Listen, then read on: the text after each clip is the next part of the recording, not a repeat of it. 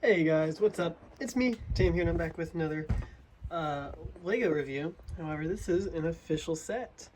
This is the Project Hail Mary set.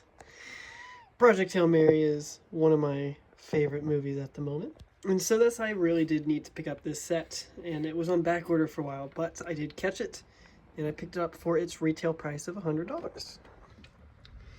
This is the information, and here's the figures, because it comes with technically two, really one, because here we've got Ryland Grace, the main character of the film, played by Ryan Gosling, and he actually does come with a hairpiece too, because of course Ryan is very well known for his gorgeous, luscious hair. And so here we have it here, represented in the well, it's gone, represented in the Mutt Williams hairpiece. Here it is. And then the other figure is on a technicality. We have, of course, Rocky, and I kind of built him a bit different than the instructions tell you to, because I feel like the official Lego model is kind of funky looking, and so I kind of moved the legs around, because, you know, he has 5 limbs, and so I gave him 2 front arms with actual clip elements on them, and then for the back one I used this special horn piece that they applied. And I don't know, if you look at the instructions you can see the official build. Actually, I suppose you can see the official build there. I just wasn't a fan of the official build, so I kind of modified it a little bit. But they come with this cool little stand, and this just represents the tunnel where they first meet. And you can actually take it apart. There goes Rocky. You can actually take it apart and stick it here. I'm actually not too sure where Rocky went. So, alright, Rocky has been found and placed in his spot. And then what you can do with this is, I think there's space for it back here. Yeah, you can kind of fit it in back here. I'd hinge that upwards because it's just the Jedi Starfighter cockpit piece, and actually it doesn't hinge very well. So, I would just kind of plop it in there, and it kind of rests in this space back here.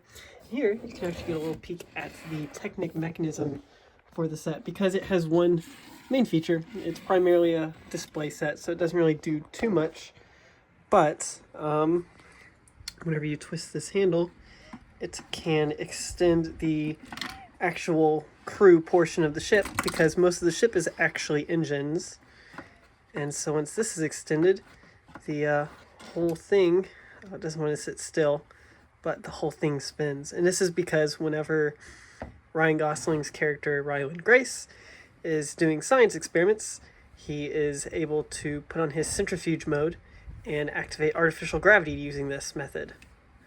But once you're happy and satisfied, you can turn the crank the opposite direction, and it begins to pull in. One of the things I don't really care for about the set is that this doesn't fully straighten out before going in. It only straightens out at the last second, and I don't really care for that particular portion of the set.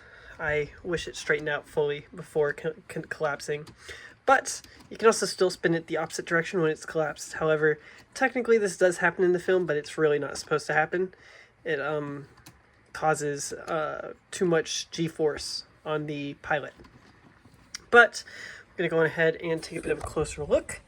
The stand is the first thing that it has you build, and it actually ends up connecting this separately. So the engine portion of the set ends up going on pretty close to the end, and it's separate from the cockpit because the cockpit is mainly connected to the stand.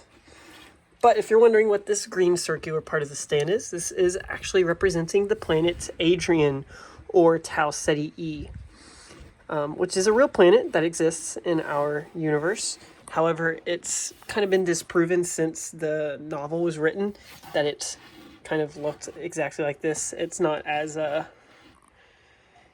capable of holding life, you know.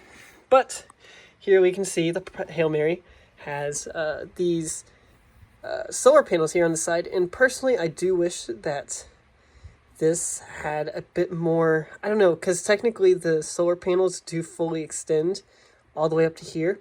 It's just there's kind of a gap here. So really this should have extended outwards, and there should have been another arm here.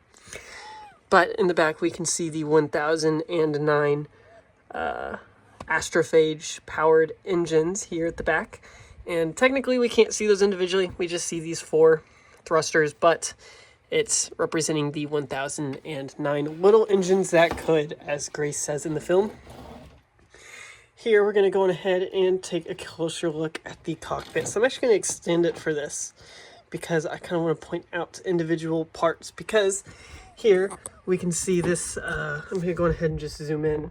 This bottom section here is the actual cockpit where the pilot sits. And then here I believe we have the, either this is the air, I think this is the airlock, because I think this one is the viewing window that looks out into space. And in this part here, this little orb, the little Technic ball joint orb, is the don't go crazy room, where he has screens all over the place, and he can be able to kind of immerse himself in Earth again. And then this, I'm actually not too sure what this is. I believe this down here should be the habitat area, or where the crew sleeps.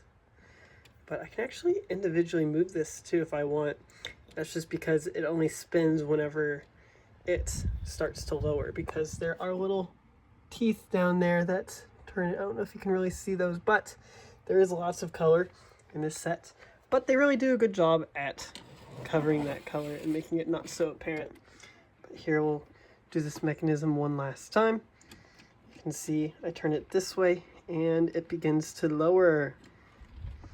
And the reason why it doesn't close all the way is because this is the thing that actually spins it around, and it doesn't really spin it enough. It really should push it just a little bit more, but it does not. And so that's kind of disappointing to me, to be quite frank.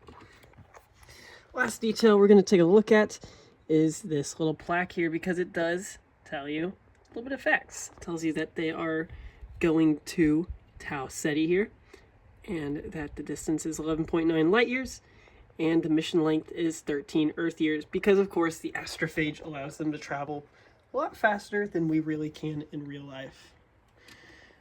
But yeah, I think that's going to do it for this review. I hope you all enjoyed, and I'll see y'all around.